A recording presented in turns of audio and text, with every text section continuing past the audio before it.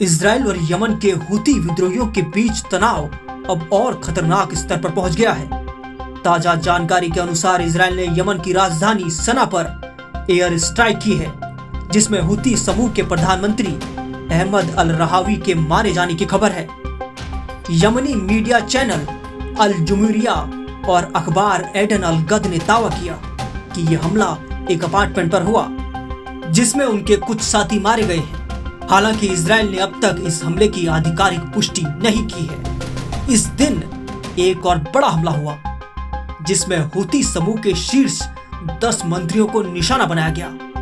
Reports के मुताबिक वे लोग राजधानी के बाहर के एक जगह पर इकट्ठा हुए थे, जहां उनके नेता अब्दुल मलिक अल हूती भाषण देने वाले थे। इस हमले के नतीजे पूरी तरह से साफ नहीं, लेकिन इजरायली मीडिया का दावा है कि इसमें हूतियों की सैन्य और सरकारी लीडरशिप को खत्म कर दिया गया है। 29 अगस्त को इजरायली डिफेंस फोर्स IDF ने सना के पास एक हूती सैन्य ठिकाने पर एयर स्ट्राइक की पुष्टि की। इससे पहले इजराइल ने 2 हूती ड्रोन को मार गिराया। इजराइल के रक्षा मंत्री इजराइल काट्स ने कहा कि यह हमला प्रधानमंत्री नेतन्याहू, IDF प्रमुख और अन्य सीनियर अधिकारियों की सहमति से किया गया। इस हमले का मकसद हूती नेतृत्व को खत्म करना था।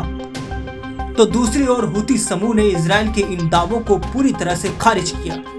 उन्होंने कहा कि इजराइल ने आम नागरिकों के इलाकों को निशाना बनाया और यह हमला अंतर्राष्ट्रीय कानूनों का उल्लंघन है। यमन के स्वास्थ्य मंत्रालय ने इसे युद्ध अपराध करार दिया। इससे कुछ पहले ही हूती विद्रोहियों ने इजराइल पर मिसाइल दागने की जिम्मेदारी ली थी, जिसे इजराइल ने हवा में ही नष्ट कर दिया। इसके जवाब में इजराइल ने यह करारा हमला किया है। प्रधानमंत्री नेतन्याहू ने इन हमलों के बाद अपनी सुरक्षा कैबिनेट से कहा कि हूती अब समझ रहे हैं कि इजराइल पर हमला करना उन्हें भारी पड़ेगा। उन्होंने बताया कि सना में राष्ट्रपति भवन, पावर प्लांट और ईंधन टैंकों पर हमला किया गया। नेतन्याहू ने कहा कि जो हम पर हमला करेगा उस पर हमला हम करेंगे। जो हम पर हमला करने की योजना बनाएगा, हम पहले ही उस पर अटैक करेंगे।